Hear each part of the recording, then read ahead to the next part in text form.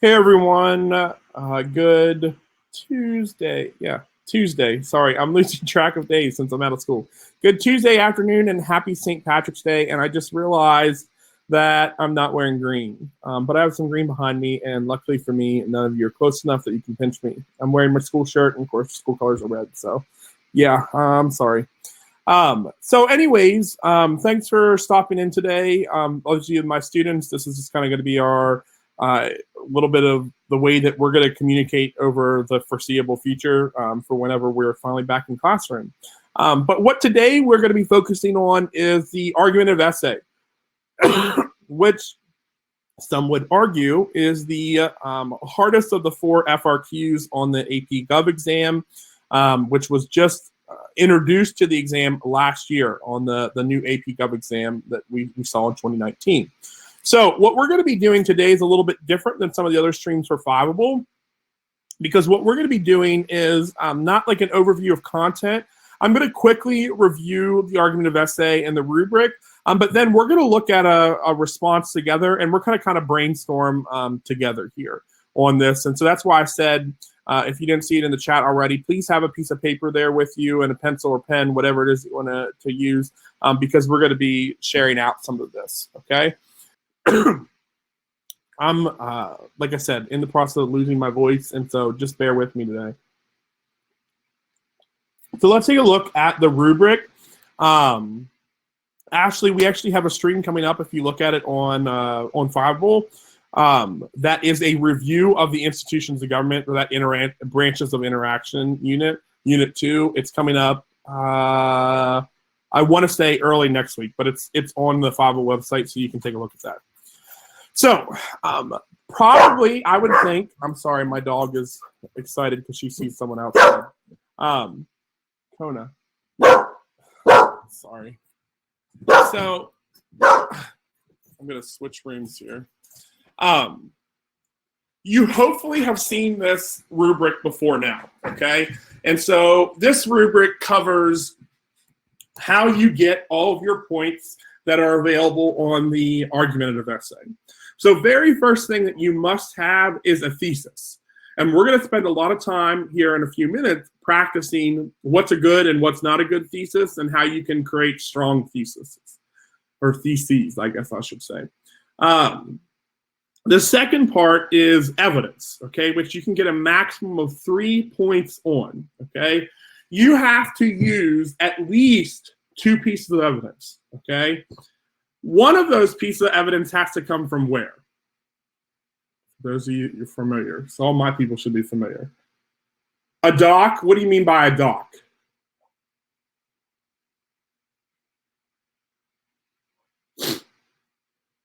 Yeah, one of those pieces of evidence has to come from a foundational document, okay? Now, in a prompt, they're going to give you at least 3 foundational documents, which you can choose from, okay? You can utilize one of those 3, or you can utilize another foundational document, but what I always say is utilize one of those 3, because they didn't put it in there for just the heck of it, okay? So pick one that you are most familiar with and you feel like you can strongly use to support an argument, and go with that one. So of the evidence, at least one of the 2 pieces of evidence that you must have must be a foundational document. Now, if you want to use 2 foundational documents that are listed there, great, you can. It's now all done, and you have used both pieces of evidence. But you just can't say something about Brutus 1 or Federalist 10 or the Constitution, the Articles of Confederation, whatever. You then, to get your next point, have to give your reasoning, okay? So explain why that evidence supports your thesis, your claim, okay? So don't just drop in Federalist 10 on factions or the Declaration of Independence or whatever.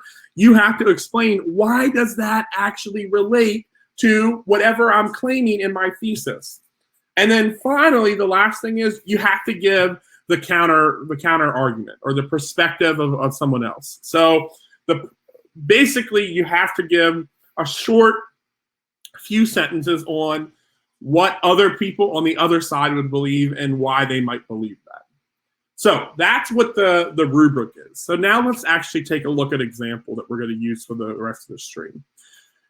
Oh, excuse me. No, before we do that, I wanted to throw this method in here. So one of the easy ways to make sure that you are getting all of your points on the argumentative essay is to use the CECC method, okay?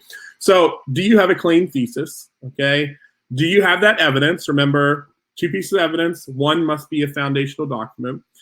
Are you giving commentary, which means are you giving the reasoning why that piece of evidence is important to your claim? And then are you giving a counter? So that's just a quick and easy way to remember the rubric. If you can remember CECC, and as you're writing, think, do I have claim, evidence, commentary, and counter? Well, then you're going to get all the points that are there for you. Now let's take a look at a rubric. Or excuse me, a prompt. So this is the prompt that was actually used on last year's AP Gov test. This is the prompt that the students who took AP Gov last year had in May on their AP Gov test, and what's now been released by the College Board. So I'm just going to read the prompt. So the United States Constitution establishes a federal system of government. Under federalism, policymaking is shared between national and state governments. Over time, the powers of the national government have increased relative to those of the state governments. Develop an argument about whether the expanded powers of the national government benefits or hinders policymaking. So first off, what you need to be doing, and hopefully you're already doing in your head right now, is thinking about what the concepts are that are being brought up here, okay? So who can tell me what is federalism? Because if you don't understand federalism, that's a problem.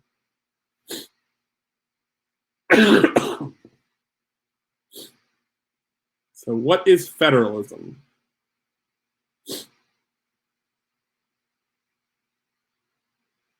Yep, the division of power between the state and the federal government, okay? Because we have a federal system, our national government has certain powers that are outlined by it in the Constitution, and our state and local governments have certain powers. Because remember, according to what amendment, any powers not listed in the Constitution are given to the states. What amendment does that come from? Yeah, 10, perfect. Okay, so, yeah, you guys are making me happy as you remember all this. So, you're seeing federalism unveil or unroll right now with the COVID-19 outbreak because every state is basically making its own decisions when it comes to schools, whether or not schools stay open, for how long they stay open. Why? Because nowhere in the Constitution does it say anything about schools. So that means it's a state power. And so states are the one in this outbreak to make the decision in terms of what should actually happen. Would schools stay open? Would they close, et cetera? That's why some states have closed restaurants down, other states haven't, and yada, yada, yada.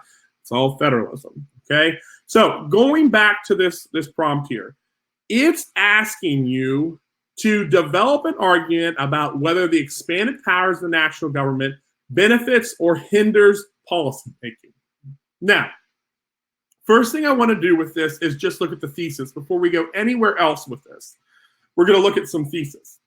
So I have written a couple theses here that I want that respond to this prompt that I want to talk about with you. And we're just going to take a look at these one by one. So the first one, my first thesis is the powers of government have greatly expanded since the founding of America, hindering policymaking. Is that a good or bad thesis, and why? So tell me good or bad, but why will you think it's either good or bad? Well, Quinn has already laid out that it's terrible. Why? Why is it terrible? I spent a lot of time writing that.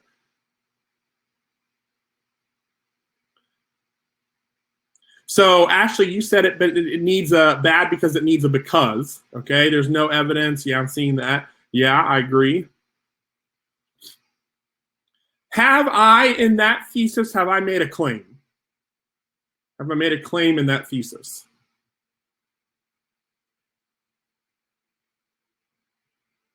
So I'm seeing all sorts of good things here. So you're saying that I don't,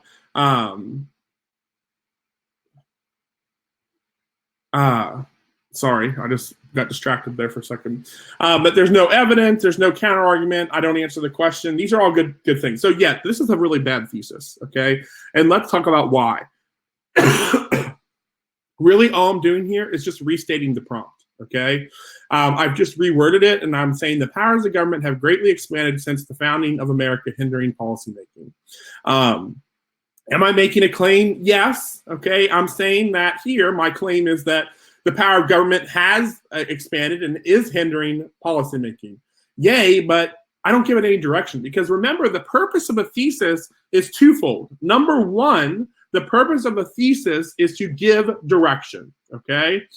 Number one is to give your claim, okay, what my opinion is. I've done that here.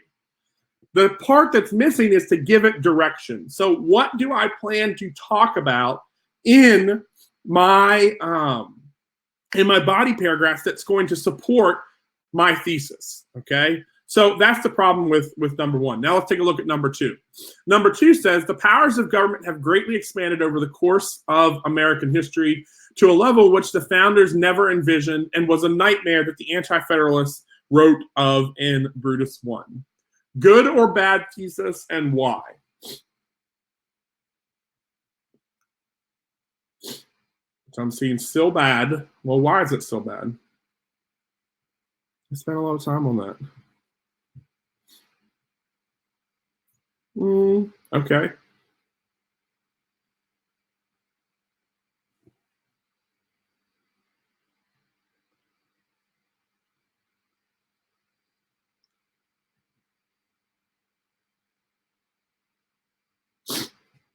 So where I'm seeing that people are talking about, there's only one piece of evidence.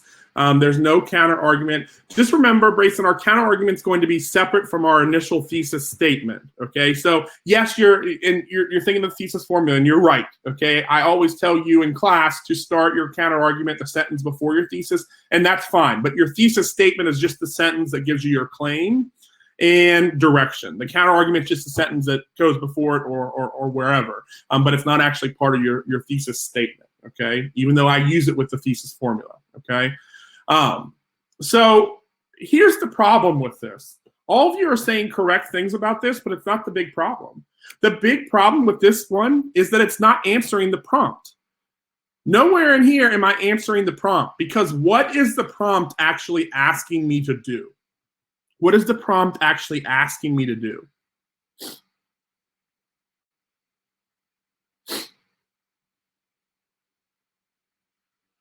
Bingo, Ashley's correct. If it helps or hinders policymaking, nowhere in this prompt, in this thesis, do I talk about it helping or hindering policymaking, okay?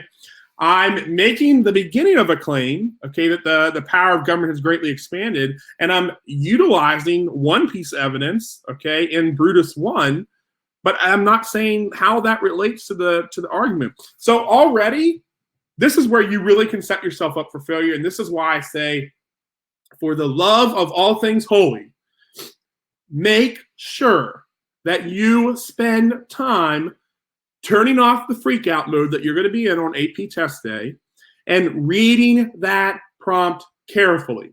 Because if you don't read that prompt carefully, you might end up writing an entire essay about something that's not answering the prompt, and you're not going to get any points for it. So if I use this as my thesis, I'm screwed, because I could write a great prompt about a great essay about how the federal government's powers expanded, but never answer the question about how that's helped or hindered policy. And the whole essay is just garbage for all intents and purposes when it comes to points. So you have to make sure you read the prompt. So this prompt was freaking out Brain Brobby, who wrote, because I'm freaking out because I'm running out of time on the FRQ section of the test. I'm worried about this question, and I'm typing away, or I'm writing away, and I'm not reading the prompt. Okay, now let's look at number 3. Okay, so number 3 says, times have drastically changed since 1798, and as a result, the federal government's power has expanded to help with the policymaking process. Good or bad thesis, and why? While you type, I'm going to get my bottle of water.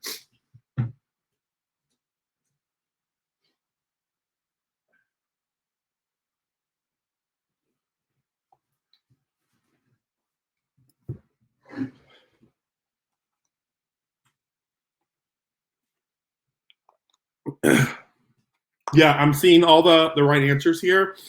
No evidence, okay?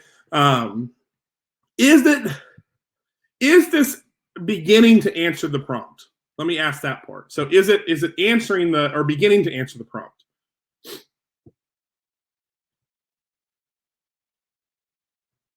Yeah, okay, it is beginning to answer the prompt because I'm talking about whether it's helping or hindering policy. The problem is that it needs more, okay? I need a direction here that I'm going to go. Okay, so still not good. Number 4, it would have been impossible for the founders to envision the scope of the federal government today because without the expansion of power, there are many instances where the government would have been powerless to make policy, like under the Articles of Confederation. Good or bad? Why?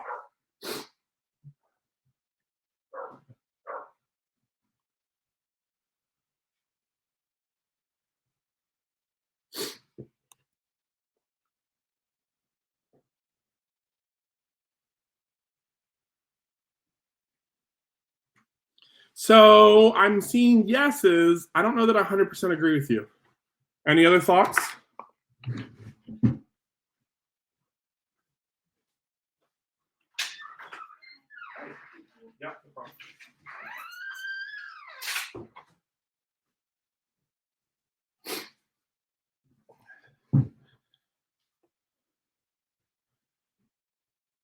Yeah, the problem is there's only one piece of evidence here, okay?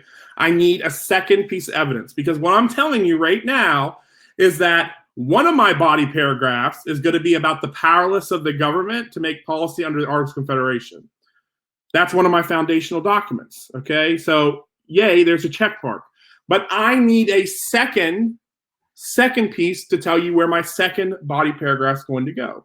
Because remember, with the argumentative essay, really what I would recommend, and your teacher may tell you different, but this is what I'm going to recommend. You need an introductory paragraph that concludes with your thesis statement. 2 body paragraphs, 1 for each piece of evidence, and remember, one of those has to be a foundational document. And then a quick conclusion paragraph that gives your counter argument. That's what I would say 4 body paragraphs is what you need to do well with this, okay? So now what I'm going to ask you to do, and this is why, so Ashley, it depends. So I don't like stepping on your teacher's toes here. It depends on what your teacher means by that. So if your teacher is saying that all you need in the first body paragraph is just a thesis statement, which would be like a 1-sentence thing, that's not a paragraph, that's a sentence. So don't call it a paragraph. And so what I would say is, I mean, to get the point, if that's what you're doing, then I guess at the end of the day, if you have a thesis, then you'll get that point. The problem is you're setting yourself up for bad writing habits for other AP classes, especially other AP history classes. If you just do that like in APUSH or in AP World History, which are classes that I also teach, and all you write is just the 1 sentence for the thesis, you're going to be in trouble because there are other things that you need in that introductory paragraph. Same with just in college, okay? And so I would say that you need a little bit more in that first paragraph, whether you go into a counter argument, which is what I tell my students to do, or whether it's just like some type of restatement of the question. But again, I'm going to go back to, yes, correct. So when you took world, you need contextualization. It's the same in APUSH, yeah. But you go with what you're taught. I don't want to step over your teacher's authority, okay? So what I want to do here, okay, so I just saw the question, how long should each paragraph be? So it's a good question, and the answer to that is as long as it needs to be, okay? This is something that drives me crazy a lot of times from when students come from middle school or when they come into their first AP class, because they always want to know, well, how many sentences do I need to write, et cetera. And I hate saying that because the world doesn't tell you need this many sentences or this many words. You need to answer the question. And so what I would say is that your paragraph needs to be long enough to do 2 things. If we're talking about an evidence paragraph. Number 1, state your piece of evidence. And number 2, to give the reason why that piece of evidence supports your thesis, okay? So probably you could do that in 4 to 5 sentences, but that's not this is God's will that you must have 4 to 5 sentences or that must be over that, etc. I would say if you're under that, then probably you haven't done both of those things where you stated your evidence and you're also giving your reasoning for it. So you've got to be careful with that. Okay, so what I want you to do is we're going to spend a couple minutes here making some of these better. So let's start with the easiest one, which is number 4, because it's set up well for you. In the chat, what I would like you to do is type out what would you add as the second piece of evidence for this thesis statement. What would you add for the second piece of evidence for this thesis statement? And just real quick, I'll go back to the prompt. Develop an argument about whether the expanded powers of the national government benefits or hinders policymaking. You can use Articles of Confederation, Brutus 1, or Federalist 10, or you can use some other piece of evidence because I've already used the Articles of Confederation. So what second piece of evidence would you add to that number 4? Give you a minute here.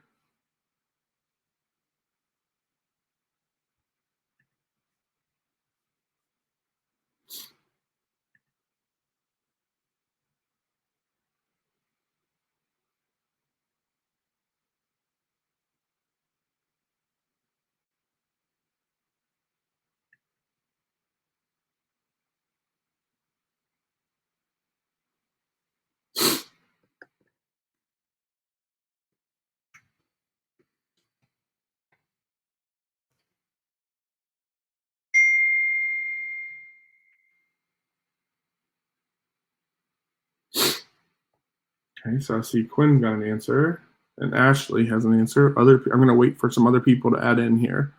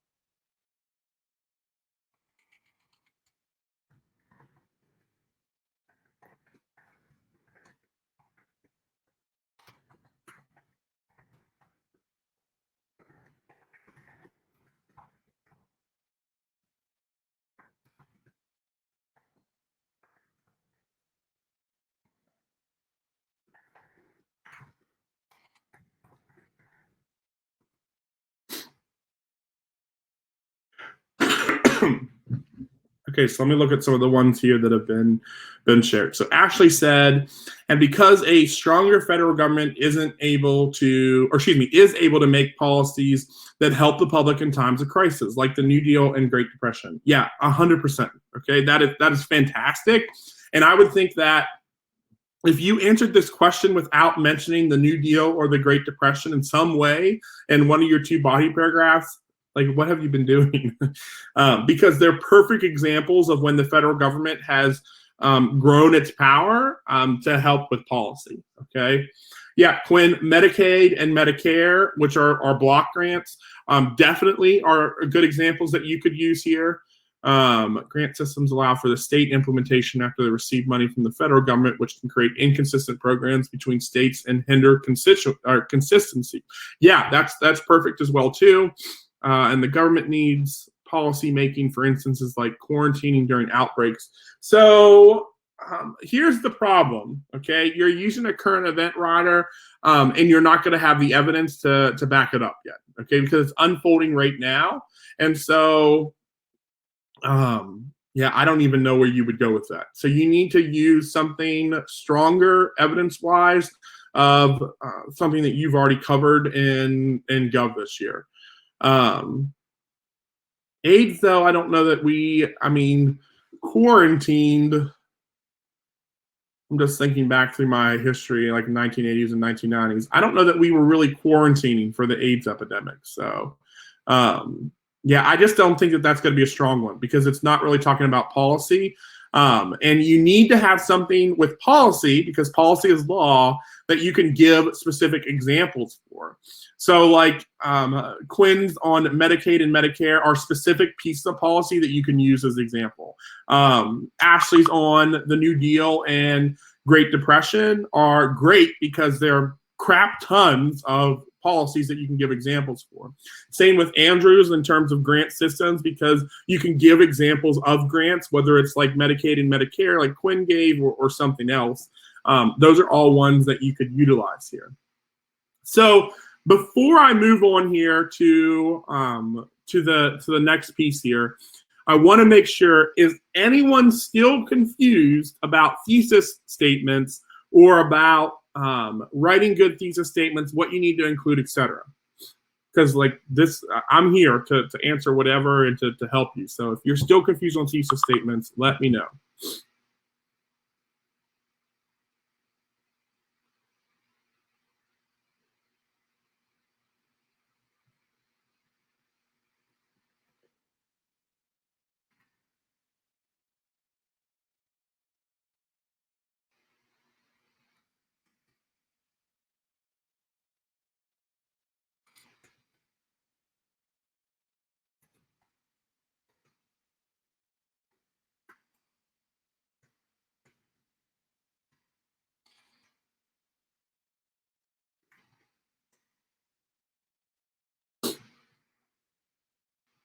Okay, so it doesn't sound like anybody's having any kind of issues. Okay, so let's go back to this prompt for a second. Okay, so what I want to then do now is build a body paragraph.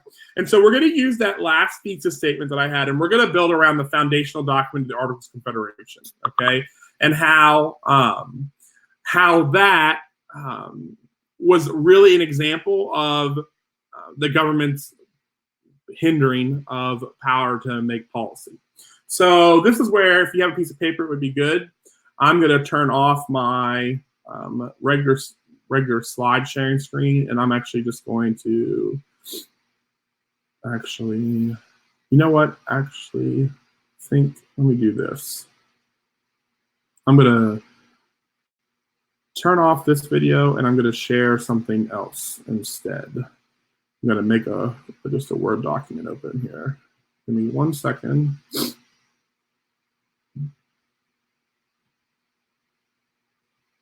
And let me share that with you. Application. Perfect. Okay. So let me go back, and I'm going to pull that. What do I do with that? Let me pull my thesis statement here. Give me 1 second. Okay.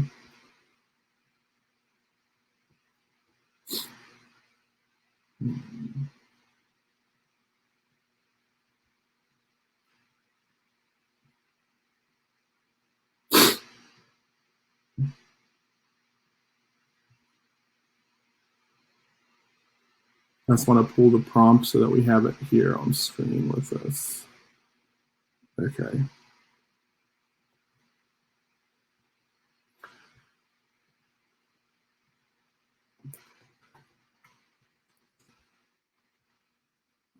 I can't tell because I've never done this before, but do you need me to blow up my text size at all, or are you guys good with the size of the text on the screen right now?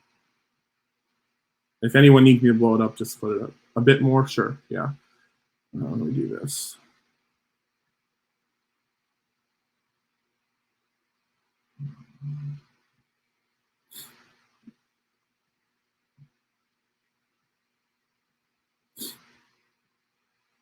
Okay, so let's go with this. So we're going to write our first body paragraph. I can type.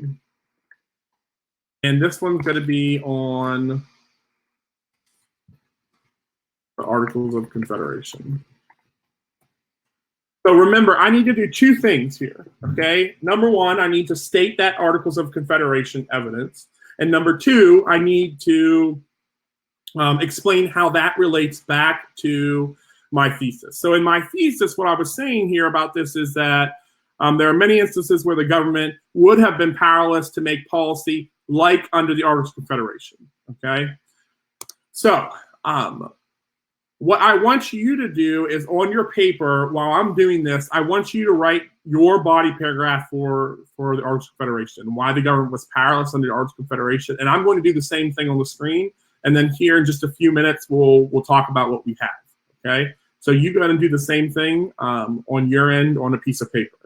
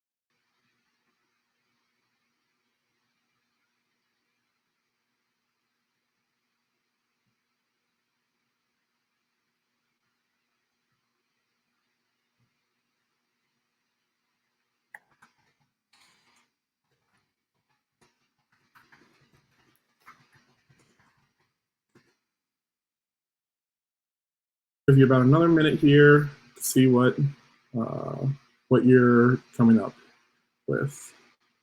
Oh, the prompt. Sorry, I'm just seeing it. I can give you the prompt again. I can type it here.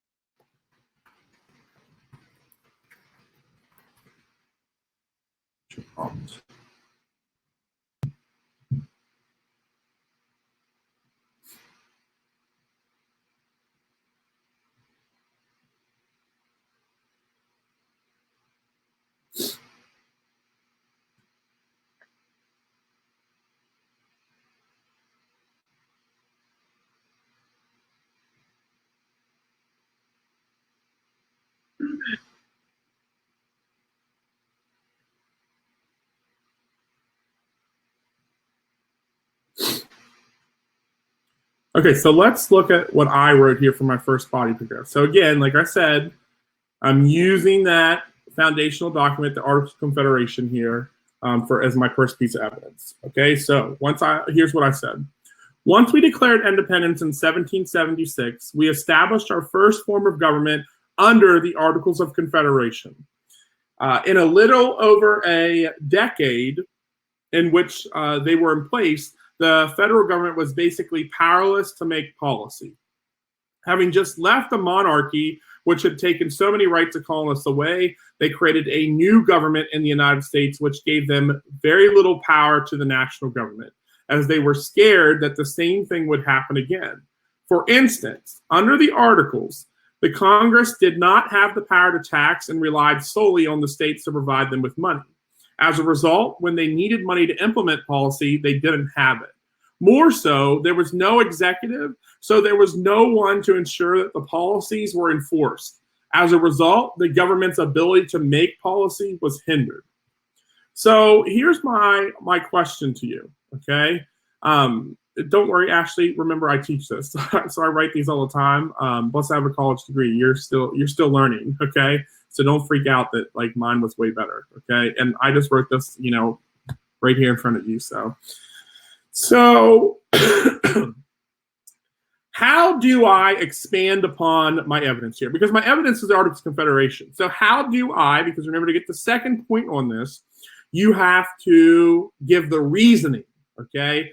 So how do I give the reasoning for how the Articles of Confederation support my thesis? How in that body paragraph did I give that reasoning? I'm going to give you a second here to type. How in that body paragraph did I give the reasoning for how the Articles of Confederation supports my thesis?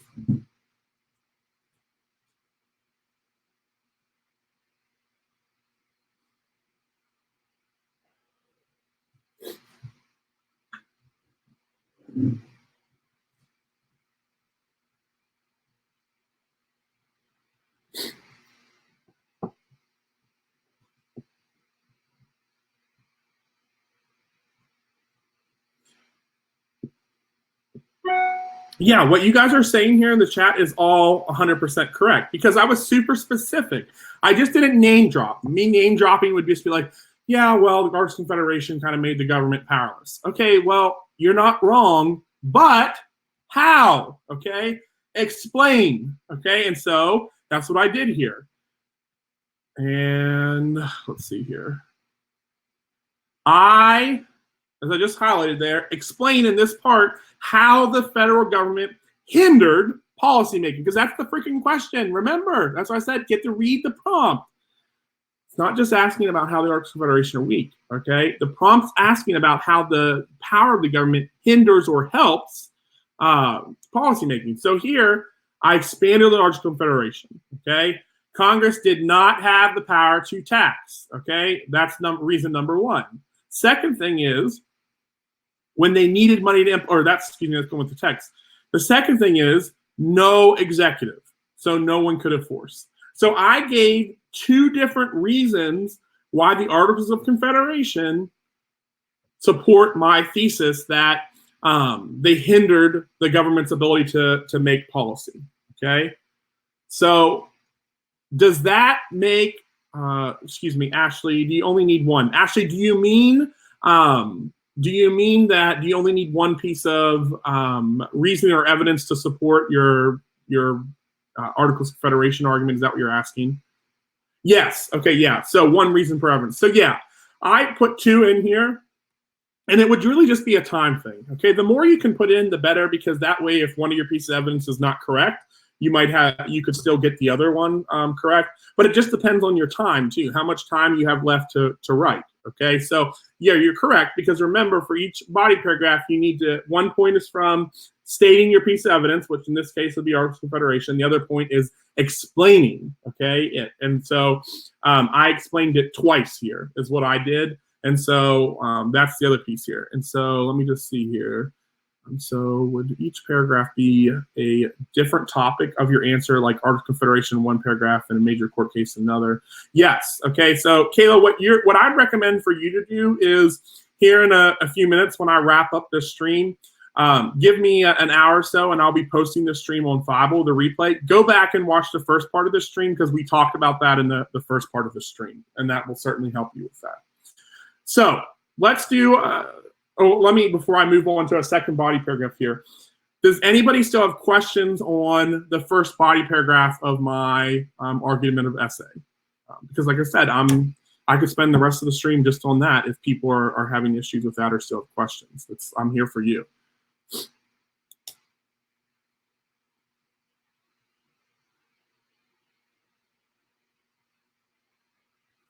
Okay, so what I'm going to do then is we're going to do a second body paragraph, and we're going to do it around, actually really like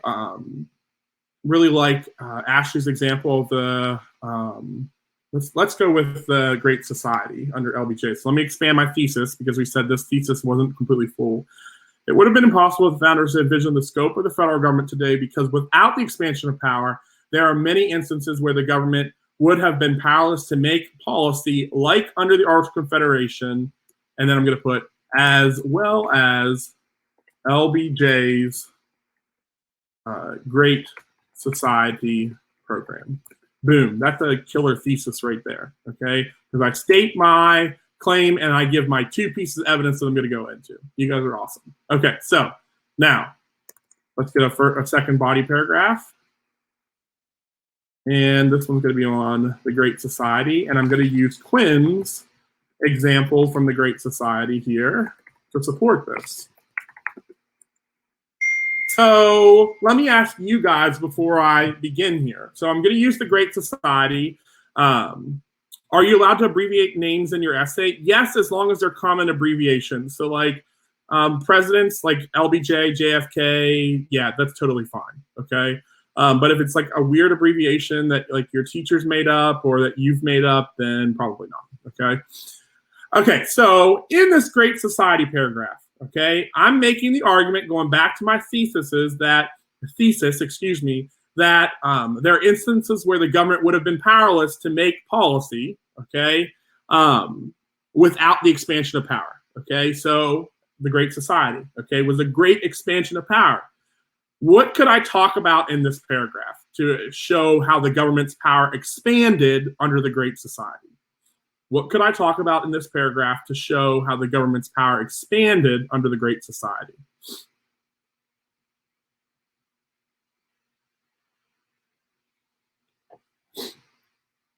Again, what could I talk about in this paragraph to show how the government's power expanded in the Great Society?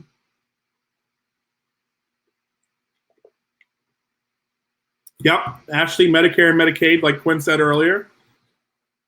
There's another big example from the Great Society. Social Security, Quinn, yes, if we were talking about the New Deal, because the New Deal was Social Security. What's another big thing that LBJ launched into with the Great Society? Partly because of his background, because he was one before he ever entered politics. My students should know this. Oh, poverty, you're correct, but it's not the one I'm looking for. It's something, the war on poverty, remember the war on poverty is kind of separate from the Great Society. Yeah, Olivia's right, education reform. Remember, LBJ was a teacher on the Mexican-American border and taught poor Mexican and American immigrants. And so education reform was the other big piece of the Great Society. Healthcare was one. Education's the other, okay? Yes, Kayla, you could also use the New Deal instead of the Great Society, and you could talk about Social Security in that, okay? So education reform, remember under the Great Society, in terms of education reform, that Congress passed the Elementary and Secondary Education Act, which was the first time in American history where Congress gave out billions of dollars for schools, but especially impoverished schools around the United States. Prior to that, education had been completely up to the states. Money from the federal government never went to education. Okay, for the first time in history, it goes to education. Okay, so watch as I write this paragraph here, and I'm just going off the top of my head. I don't have this pre-planned out, so I'm going to kind of be thinking as I go here. So in the 1960s, LBJ's domestic policy program, known as the Great Society, greatly expanded the role of, or excuse me, I should say the power, because I'm going back to the prompt, the power of the federal government, especially in its ability to make policy. Oops. I'm just as bad at grammar as you guys are. One of the ways this was seen was through the passage of the Elementary and Secondary Education Act. So now I've just given my piece of evidence here. I need to explain this and how this relates to my prompt. So now I'm going to start to explain. For the first time in American history, the federal government got involved in public schools, which prior to this had always been a state and local policy area. Let's see here. As a result, billions of dollars of federal aid went to schools in impoverished areas. Because of this expansion of power, the government also expanded its policy making into a new area, education. Okay. So again, if I had time, I would also here go into a second argument, and I would use the Medicare Medicaid argument. Okay. So here my my evidence was the Great Society, and specifically the Elementary and Secondary Education Act. And then in this last piece here, I give the reasoning why that supports my thesis, going back to my thesis that the expansion of, because without the expansion of power, there are many instances where the government would have been powerless to make policy, like under the Articles of Confederation, as well as LBJ's Great Society. So the government expanded its policy into education to help those schools that didn't have money. And that's policy that was made. Does anybody have questions about what I just did in that second body paragraph, or about body paragraphs in general with the argumentative essay before I go into the last point?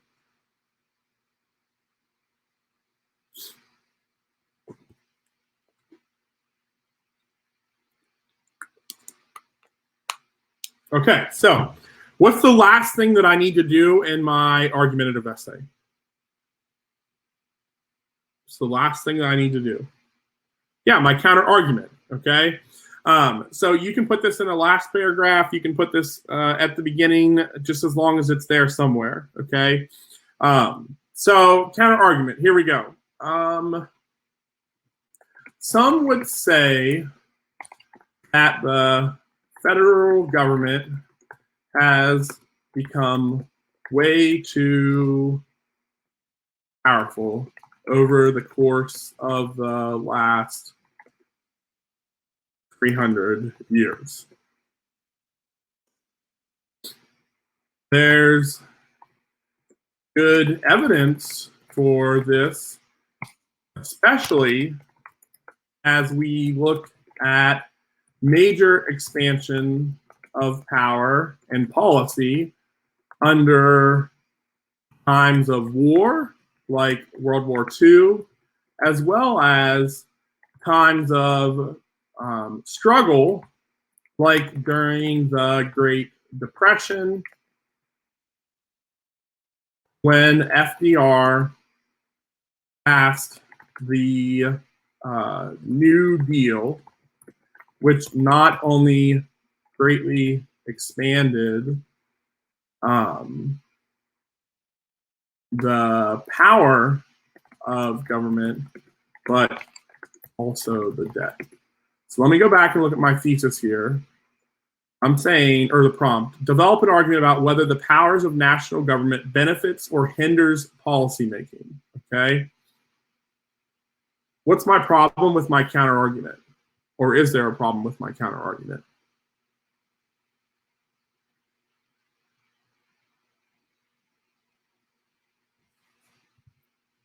Any thoughts? Need to refute it. Yeah, okay. So I actually just purposely did this to see if I could catch any of you. So what I just did here was just gave more example or more evidence to support my thesis. I didn't refute it, okay? I need to refute and say that the power of government has hindered policymaking, okay, is what I need to do in my counter argument. So this is actually just more evidence, okay? What I need to do is that I need to make this about how it's hindered government, okay? So let me see here.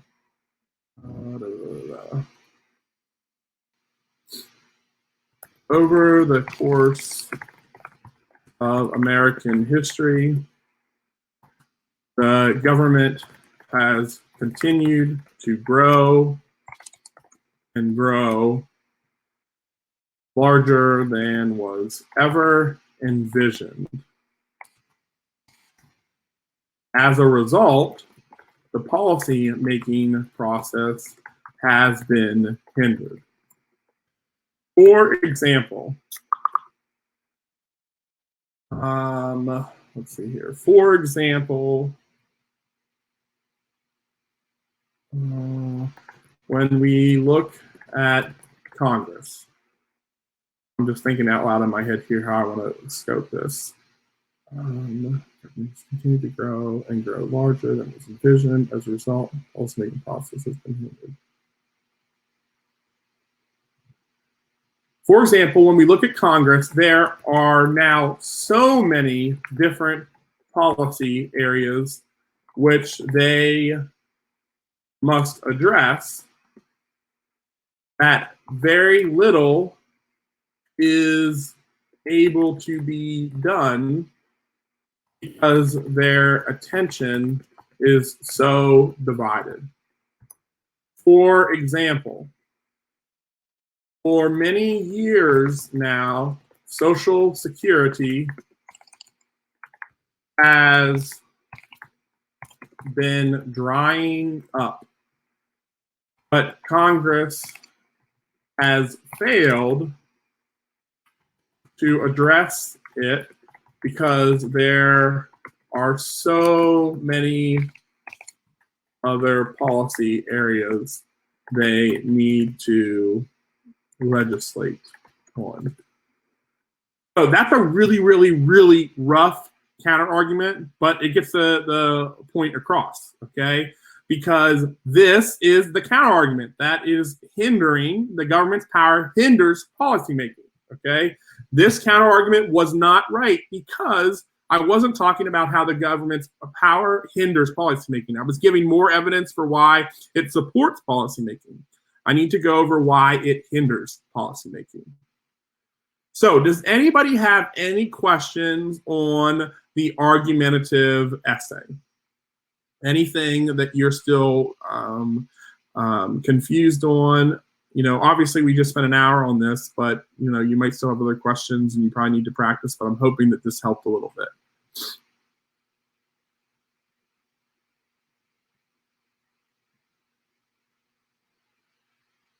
Okay, so for my people, just a couple other quick things.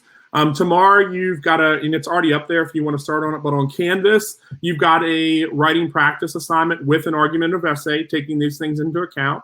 That's due at 9 p.m. tomorrow night. You can go in and you can start on that now. On Thursday, we'll be back on Fiveable at noon. I'll be doing a live review of the Institutions of Government, or Unit 2 of Gov. And then Friday, you guys have a take-home test on the Institutions of Government, okay? So in the meantime, check out Fiveable. There's all sorts of great streams that are happening during the day, at night. That 14th Amendment one's happening tonight. And there's also a nightly COVID update if you're interested. So other than that, thanks for tuning in, guys. Have a great break. See ya.